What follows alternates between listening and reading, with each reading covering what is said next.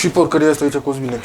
Eu a lăsat-o băiatul ăla pentru tine, că a zis că nu vrea să-i repare nimeni. E lui Premium. Păi și care e faza?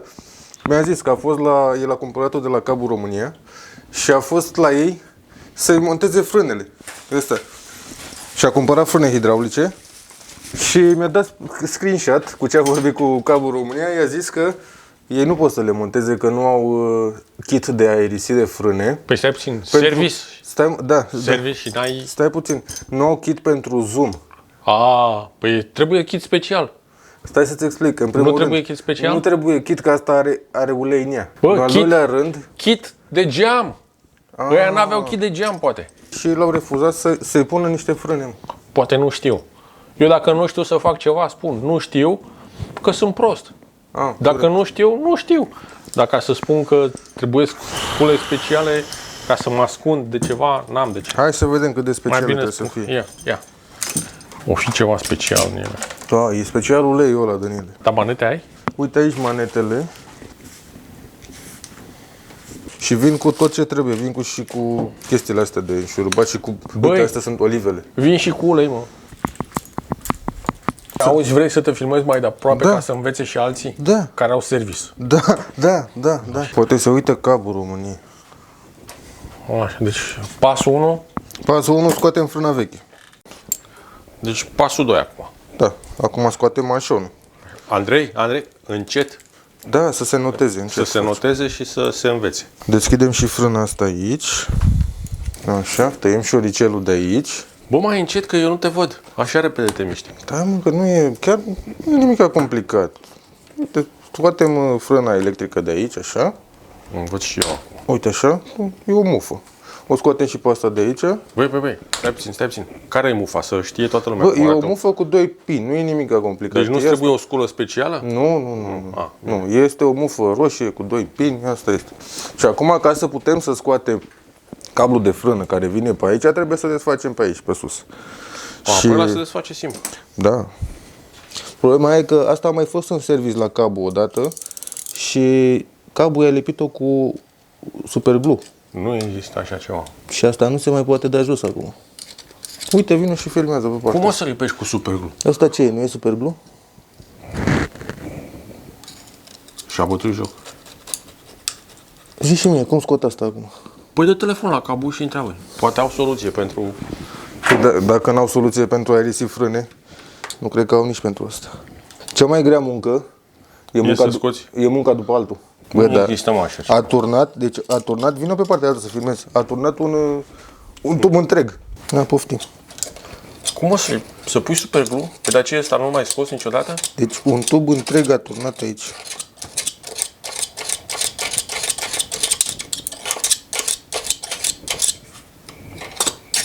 Eu cred că a vrut să pună o picătură și a alunecat de și a târnit tot tubul, știi? Altfel nu mi explic. E lucru bine făcut asta, spun eu, nu... Încerci tu să fii cărcotat și așa, nu? Eu ce aici? Băi, așa o fi acolo pe cablul internațional, că eu când vreau să mă distrez seara, dau acolo. Pe grupul ăla? Ce vezi acolo, nu vezi nicăieri. Cred că fac glume între ei.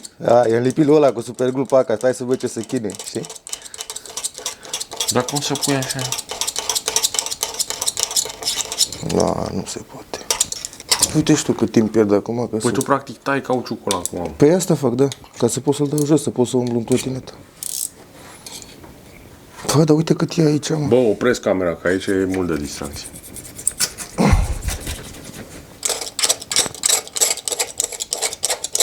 Ești că jupui porcul. Să învețe ca lumea. Uite ce era aici, bă, mâncați așa.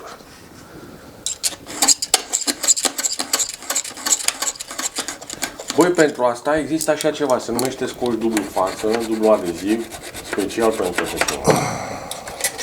Nu, bă, superglue e mai simplu. Doar țâșnești un tub acolo și gata.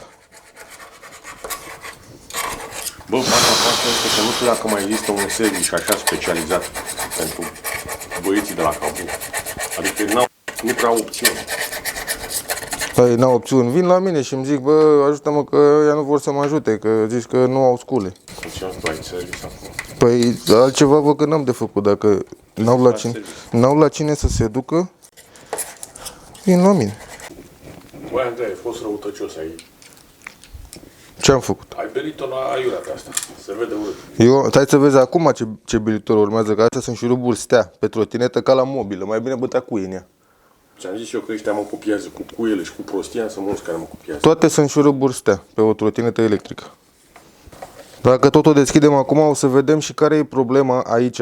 Dacă intrăm pe grup la cablu internațional, vedem acolo majoritatea cu probleme de joc în placă aici. Și asta e foarte periculos. Îi joacă gâtul, da?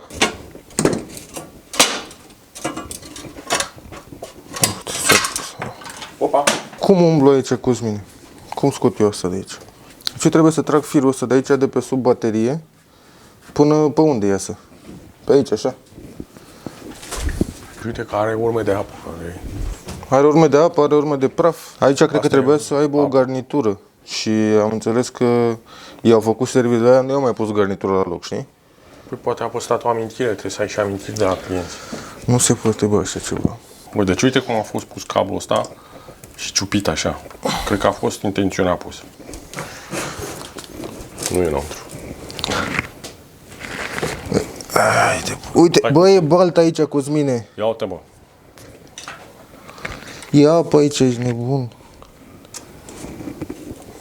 Păi eu scoate din garanție băiatul ăsta. Păi asta știi ce mi-a zis? Că a dus-o la ăștia la cablu și nu i-a pus cauciucul aici ca să iasă mai repede din garanție. Incredibil. Iese. Și acum nu mai e în garanție, știi? Păi dacă ai umblat și tu, Asta că am umblat eu, ia apă în ea. ia uite. Odată ce ia apă în ea, nu mai e în garanție.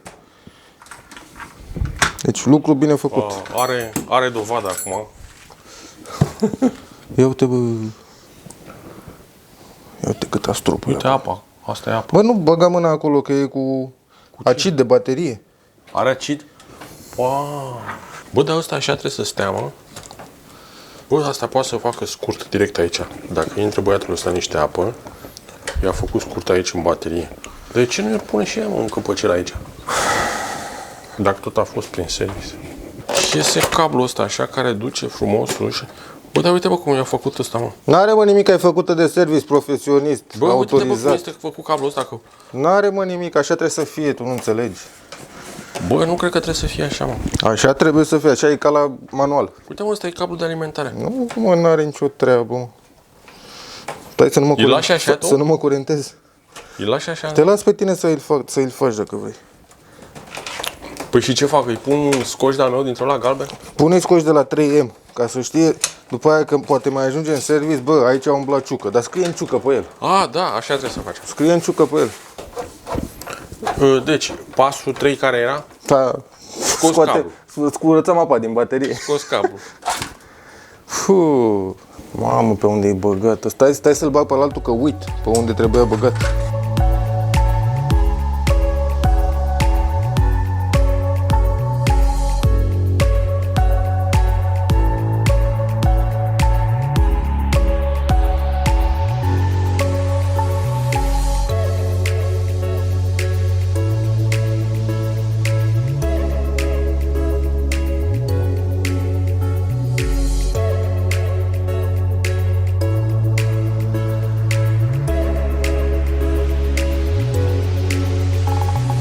Așa, pasul 15. Băgăm dânsa întrânsă aici. Băi.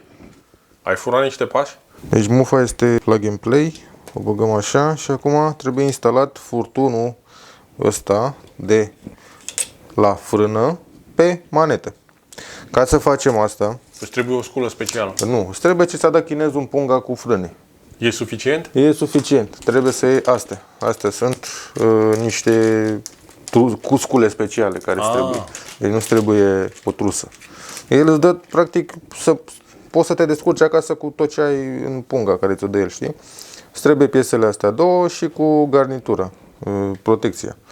Protecția asta se pune pe... Deci filmează acum clar să vadă Cablu România cum se face. Da, așa, stai. Protecția asta o să vină aici, așa. Și atunci trebuie să o punem așa, pe cablu. Așa. Ăsta o să vină aici, așa. Și o să strângă măslina asta, o să o strângă pe cablu. Deci, noi trebuie să băgăm... Măslina aia n-are și ea o frunză, ceva? Nu, noi trebuie să băgăm ăsta așa și după aia măslina. Așa. Deci așa e ordinea. Asta trebuie să facem fără kitul de aerisire, da? Acum, trebuie să scoatem piesa asta de aici, că nu mai avem nevoie de asta, e aici doar ca să țină uleiul înăuntru. Uite, n-a țăjit nimic. Și scoatem și asta de aici. Aici este ulei înăuntru, că de-aia n-avem nevoie de kit. Pentru că e deja ulei aici. Ia uite. Vezi? Focalizat? Da. De măsline? De măsline. Foarte simplu. Băgăm asta aici. Băgăm măslina. Așa. Și băgăm șurubul. Eu cred că am explicat destul de clar. Nu mi se pare că e ceva ieșit în comun aici. Și acum se strânge asta până se strânge măslina pe cablu. Bă, dar tu explici parcă ești la Masterchef aici, cu măsline, cu astea. Tu crezi că nu o să înțeleagă? Eu mai clar de atâta nu pot să explic. Mi se pare, bă, ca la Lego, mi se pare. Uite, și acum se simte că e mai greu de strâns. Asta înseamnă că măslina se presează pe cablu ca să nu poată să sară cablul de aici. Și nu o strângem la maxim. O strângem așa cât simțim noi din mână că s-a presat, știi? Cam atâta. Vezi? Și acum putem să montăm fârna și să o probăm. Pe spate e asta. Da. Uite aici. Ia uite cât de tare e. Fără să fie aerisită. Dacă pui degetul aici, îți taie unghia. O simți. Ah, tu ai făcut o unghieră. O unghieră. Și hai să montăm acum asta, că să facem tutorialul până la capăt, ca să înțeleagă Cabu România că nu e nevoie de kit de aerisire pentru clienții care vor să-și monteze frâne hidraulice. Așa. Au căzut două șaibe, că erau puse pe interior. Ia să vedem dacă stă bine așa.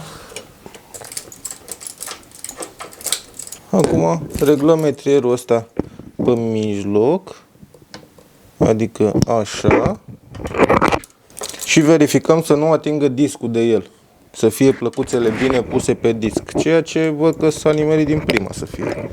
Ia uite, ia uite, ia uite, ia uite. Ha? Băi, Andrei, Ha? îmi strici birou. Bă, ține frâna sau nu ține? Da. O reglăm când o punem în jos. Mi-a trebuit aerisire sau nu mi-a trebuit? Da, ia, uite. Hai mă, aerisește-te și tu. Din cauza asta joacă gâtul ăsta de lebădă, șuruburile astea se slăbesc. Deci astea trebuie verificate și strânse. Da, ca să strângi alea trebuie să întorci tot neta invers ca să scoți două șuruburi stea din plasticul ăsta. Aici sunt controlerele, zici că sunt puse în conserva de pești. Așa sunt încastrate acolo. Faci și tu un tutorial pentru Cabu? Nu mă, că nu mă pricep să lipesc. Mă, fă și tu un ăsta, lipește un fir. Cu super glue. Cu super glue? Da. Pasul 1, le facem o injecție. Un vaccin, le facem un vaccin. La ce? Ai tăiat firele? Da. Păi de asta nu s-a putut face asta la Cabu România, că ei n-au injecție din asta. Nou vaccin. Pasul 2, dăm cu pastă. Uite. Păi nici măcar n-ai făcut nod. Nod? Păi nu se face nod, mă. Așa. Și acum pasul 3, se lipesc firele între ele.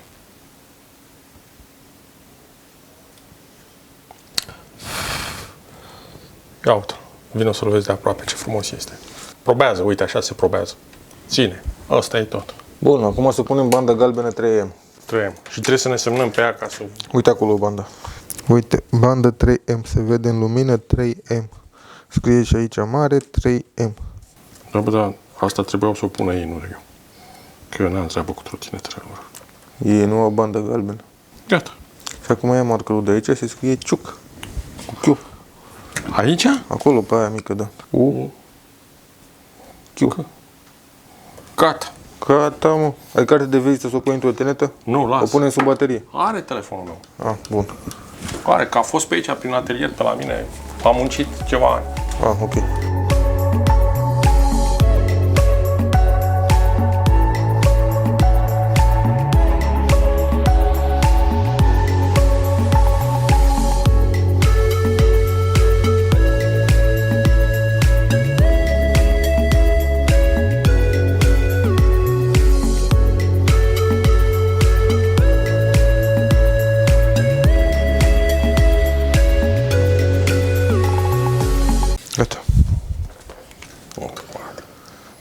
păi ce să-i faci dacă... Picătura.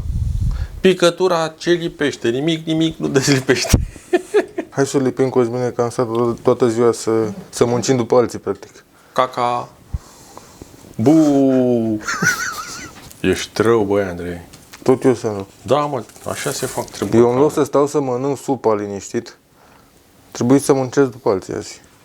Că ei nu vor să muncească ce au Băi, trebuie început. scule speciale, mă. Da, mă. Mâini. Ce filmezi acolo? Tutorial pentru Cabul România, cum se lipește o mochetă pe trotinetă.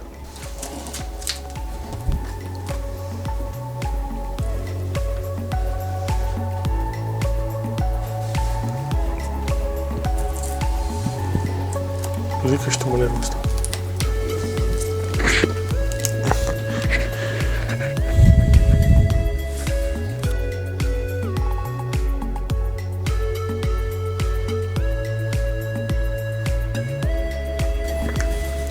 Sper că v-a fost de folos acest tutorial.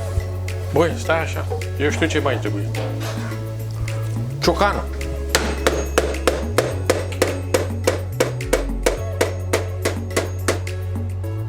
A ieșit din garanție complet.